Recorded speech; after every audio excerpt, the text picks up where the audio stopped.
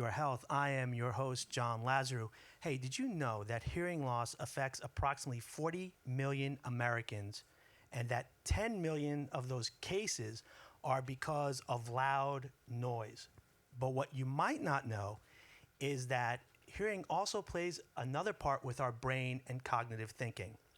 There was a recent study by the Lancet Commission on Dementia that identified hearing loss as one of the 9 factors that can cause dementia. But if you know anything about dementia, it's kind of diagnosed a little too late before you can really start treatment. Joining us today from the Presbyterian Board of Governors, Cochlear Implant Center of Excellence at Gbmc, is Senior Audiologist Dr. Regina Presley. Dr. Presley, thank you for joining us. Thanks for having me. Before we get to the subject matter of today's discussion, we have some exciting news that we want to share with our audience. So can you please share with our audience and our viewers on Facebook this exciting news, please? So we're really thrilled to let you all know that that name of our center that John just eloquently shared with you is a brand new name for our center. I'm not sure if you're aware, but years ago, the Presbyterian Ear, Eyes, Throat Charity Hospital and the Women's Hospital for Maryland merged together to become Gbmc in 1965. And those two organizations have really supported our Cochlear Implant Center to become the strong center that we are within the community. The Presbyterian Board of Governors has stepped up even further and has offered a very generous donation to help us really take our Center of Excellence to the next level, to offer better service to patients using new technology, increasing staff, and most importantly, for us to be able to reach out to more people who really need assistance with their hearing health care. So we're very excited about that. So, Regina, let's just expand a little bit on what you just talked about. But in all essence, what does this, why is this so important for our audience and viewers to know about the services and what this donation or this gift, this kind gift, is going to help us? And why is that important, not just to our audience and viewers, but also to our patients? And how is that going to help in the research, for example, the patient care and the training at the center? So I think it's really important to know, John was telling you about some of the staggering numbers of individuals with hearing loss. And I think one of the things that's really important is that as we look to the future, we're looking at, by the year 2050, 1 out of every 10 individuals is going to have a debilitating hearing loss. We have a wonderful team at our Cochlear Implant Center, but I can tell you we cannot handle those types of volumes of patients. And we really need to develop new tools and new techniques for us to be able to service those patients. And so through that donation, we're going to be able to bring in new technology to be more efficient in what we're doing. We're going to be able to add additional staff. We're going to be able to enhance the support to our already existing patients and continue the research that we're working towards that is really going to change healthcare, not only within our Gbmc community, but around the globe.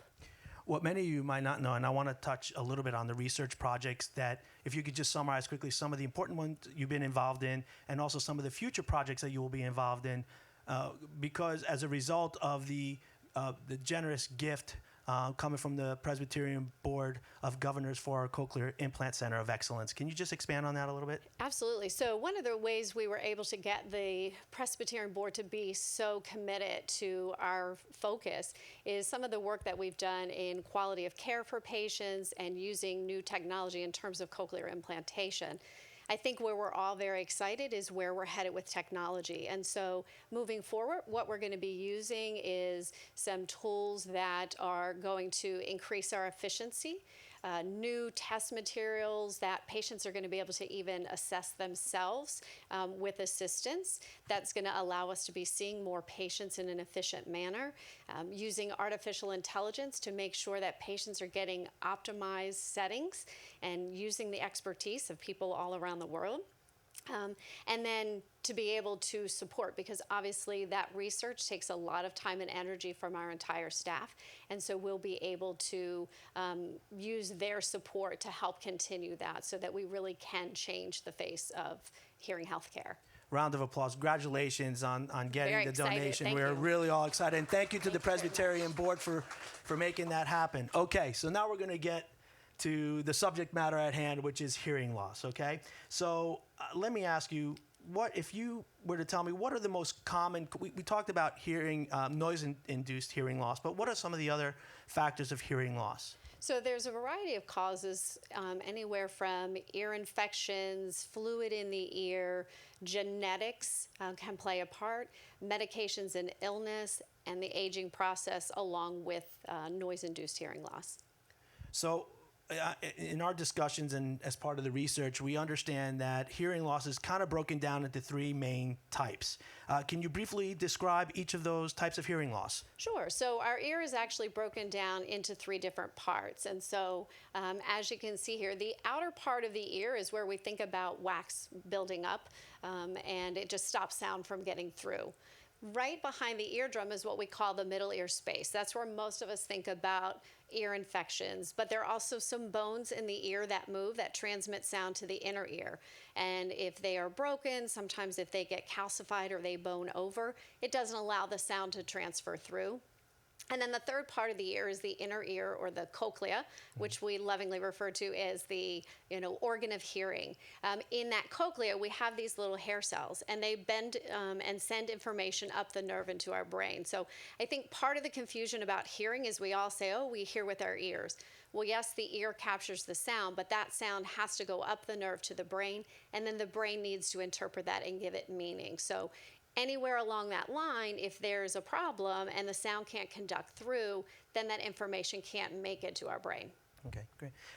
Is hearing loss irreversible? I mean, if you're diagnosed with hearing loss, can you get it back? Can you get your hearing back? So in some cases, it can be. So if there's fluid or ear infection, that can be managed medically through your ear, nose, and throat physician. And that oftentimes can take care of the situation. But most types of hearing loss are not reversible, and they need to be managed in other ways. Okay.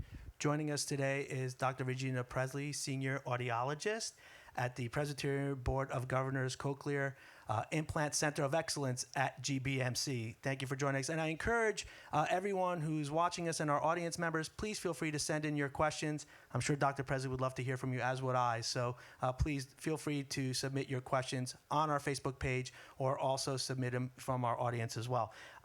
We talked about hearing loss being reversible, common cause of hearing loss. So can you just give me some explanation on the importance of hearing screenings and hearing protection, because we want to try to avoid this as much as we can, and the role they play in avoiding hearing loss?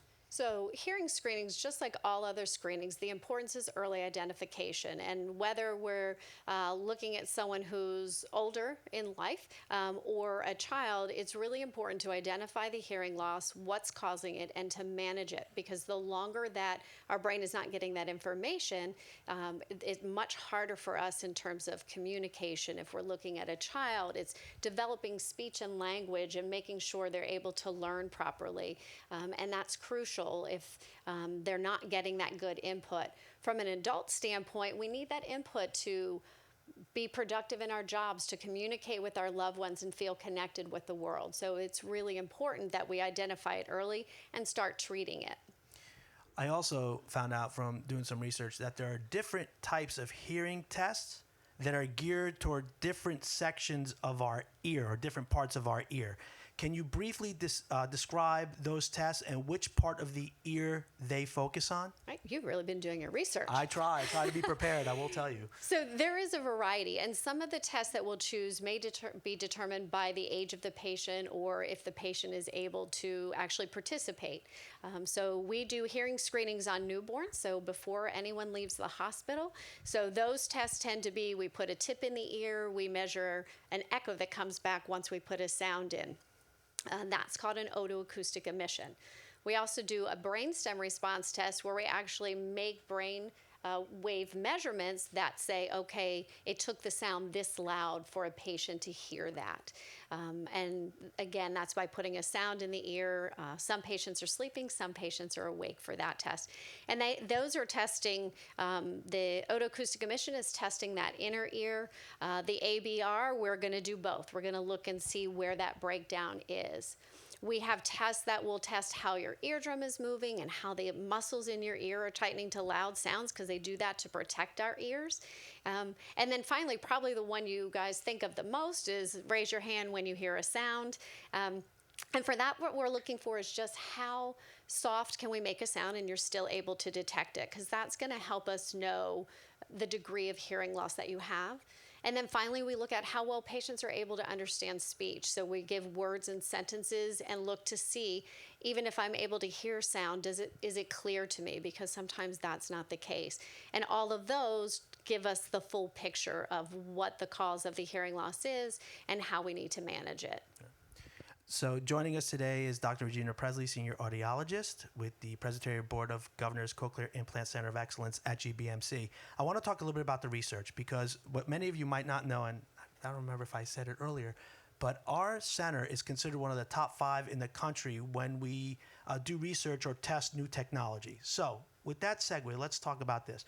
What are some of the changes in hearing aids and cochlear implants that have taken place over the years, and how are you using the new technology to bring back the world of sound to your patients? So I think the exciting technology changes that we're seeing is that a lot of, whether it's a hearing aid or a cochlear implant, a lot of our technology is becoming more automatic, so that microphones are adjusting for different environments. The system can analyze what's going on and help try to enhance the patient's listening. And that's really exciting. So you're not making changes constantly. The system is smart. It knows what to do. Even more exciting to me is our connectivity. And we're using a lot of Bluetooth technology so that patients really can just connect to their devices. So just like you and I would, instead of having a Bluetooth device in my ear that transfers from my cell phone, it goes directly to their cochlear implant. And so they have access to the same technology that we do, and it really just enhances their performance. If somebody wants to find out more information, or to come or get an appointment to come see you for a hearing aid, or if they want to look if cochlear implants is an option for them, what's the best way to do that? One of two ways. You can go to our website, which is just gbmc.org/cochlear, or our phone number is 443-849-8400.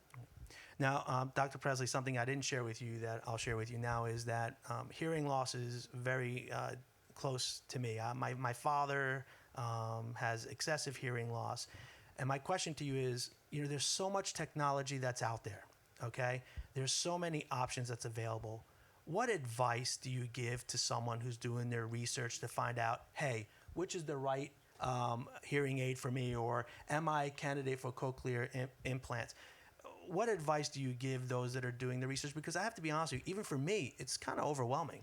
It is overwhelming. And so the thing that I first and foremost want everybody to understand is there's a lot of technology out there and a lot of good devices.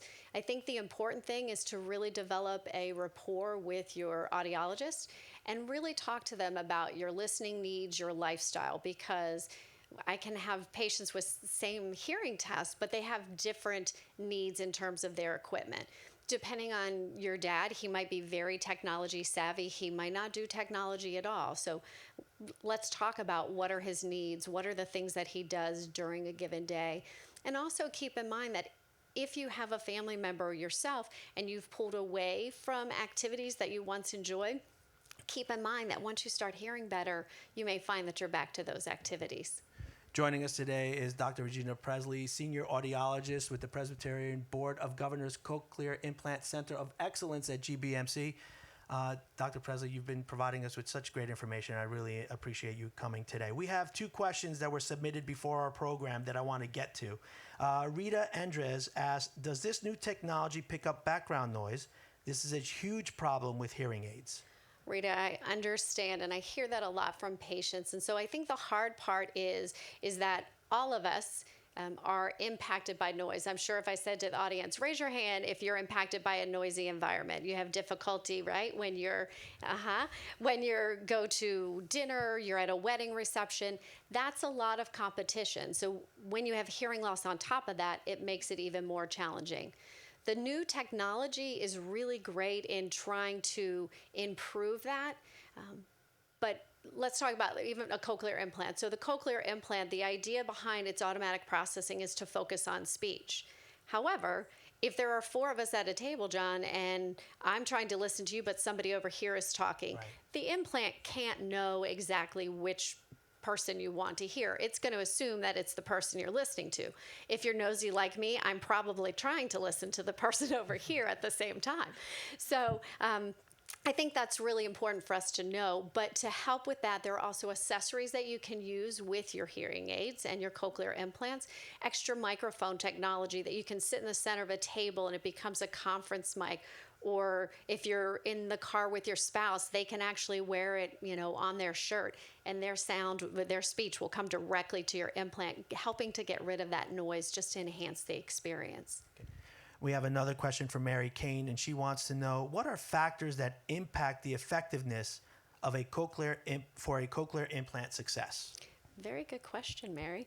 So there are a lot of things that impact. So what we first look at is early identification and making sure that patients get amplification right away so that they're not without stimulation. We look at what is the cause of the hearing loss. Has there been a period of time where they haven't been using a hearing aid or getting stimulation? Those things impact performance. Afterwards, the things that really impact success with a cochlear implant is wearing it consistently, wearing it all day long. We have an excellent team, especially for our rehabilitation therapists. That person is key to your success in being able to say, these are the things that you need to do to practice. These are the ways to learn how to listen with this new system. And if you do those things, it's no different than going to physical therapy and making sure that you follow the exercises, right, that you're supposed to do. And it's the same thing with the cochlear implant, and that's how we get success. We have a question actually from our audience. Before we get to that question, I do encourage our audience members and those watching us on Facebook, if you have a question, please submit it on our Facebook page and we will try to get to it before the end of our segment today. Jessica, what's the question? Yes, hi. Oh. You alluded to the various ways in which you test hearing. About a year ago or so, I went through a basic hearing test in the enclosed area, which didn't seem technologically very different than I took 40 or 50 years ago. Can you comment on how that's better or different, because it seemed exactly the same to me? So it depends on the evaluation. If it's just monitoring hearing, you may find that the hearing assessment looks very similar. If we are looking at something more in depth, we're looking at maybe cochlear implantation. The tests that we're going to ask you to do are going to be more challenging because we're really trying to tax the system to make sure that a surgery is a good option for you. Some of the advances in our technology in terms of assessment may or often are seen in some of our other patients that might not be able to respond on their own. So those are some of the advances probably that are newer that you might not see because you're a willing participant in the process. But some of the new tools that we're looking at that we do not have in place yet are going to be some more self-assessment tools and things that you can work with directly with the computer system for doing some of the assessment. And that is where we're going to be able to see and serve more patients and identify the patients that really need to be seen that have been missed in the past. Regina, Dr. Presley, quick question.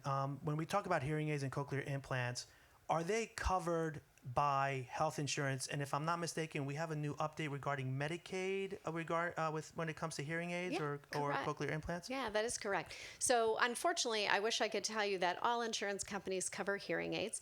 There are some insurance companies that do cover, but still not as many as we would like. So hearing aid coverage tends to be more out of pocket for most individuals. Cochlear implants we find are covered if they're deemed medically necessary. The exciting news is, as of this July, Medicaid patients, adult Medicaid patients now have coverage for both hearing aids and cochlear implants, where in the past it has only been for our pediatric population. Which brings you to a very good point, Dr. Presley. Please know that our center does treat not just adults, but also treats pediatric patients. What are the ages of our pediatric patients, if you could? So our youngest patient, 12 months, and we're seeing that the FDA criteria is going to probably reduce that age. And our oldest patient to date at our center has been 94. Wow. And we actually sang happy birthday to him in the operating room. So Very nice. Very nice. We have less than 5 minutes to go in our program, so there are a couple of questions that I want to get to. We talked about dementia. I mentioned it in the opening of the segment. What are some of the other issues, health-related issues that happen to people because of hearing loss? And then the other one is, what do we know about hearing loss and how it affects our cognitive function beyond just dementia?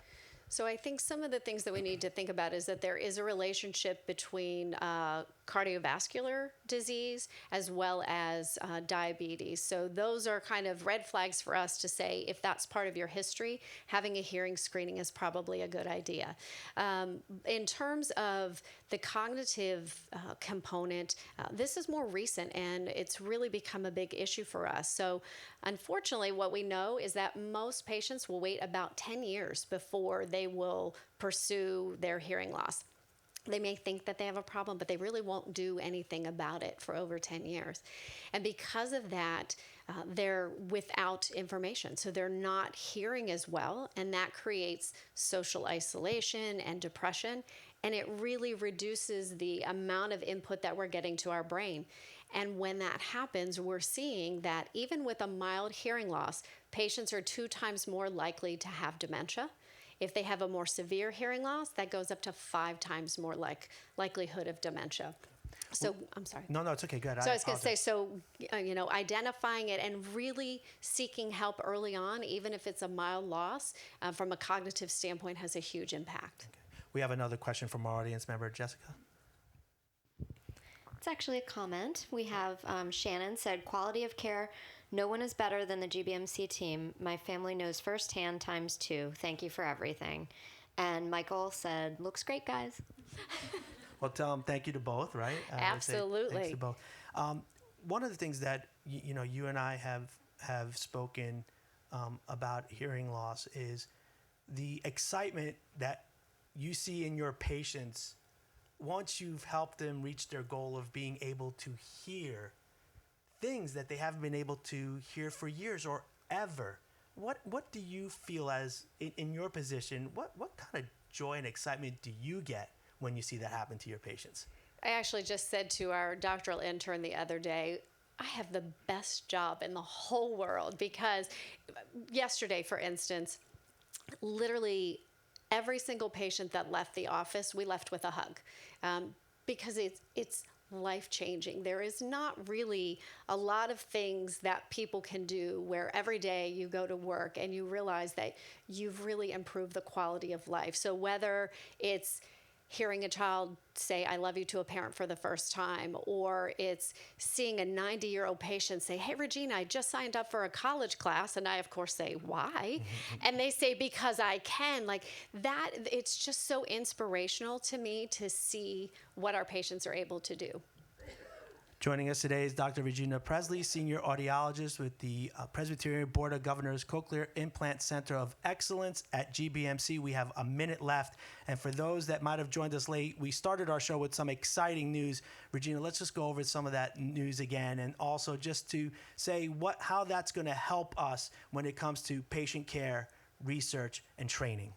So the Presbyterian Board of Governors was so generous in offering us a donation to help really take our program to the next level. So what we're going to see for our existing patients and for the new patients coming in is improved quality care, an efficient system that is going to allow us to see more patients, to offer more education and outreach to support our community, and to really focus on taking all of hearing healthcare to the next level as we explore new clinical models and how we can make that better for everyone. And for those of you that are interested in becoming a patient at the Presbyterian Board of Governors Cochlear Implant Center of Excellence, sorry, it's new to me as well, so I get a little tongue-tied. I apologize. What's the best way for them to reach out? So gbmc.org/cochlear or 443-849-8400. Once again, congratulations on the big gift. Thank you so much for joining us. Dr. Regina Presley, Senior Audiologist. A round of applause for her today. John. Thank you. The conversation on hearing loss continues on Greater Living Live with Mary Beth Marsden and Don Scott. Hi, Mary Beth. I see you over there. There she is. Thank you for coming. Okay.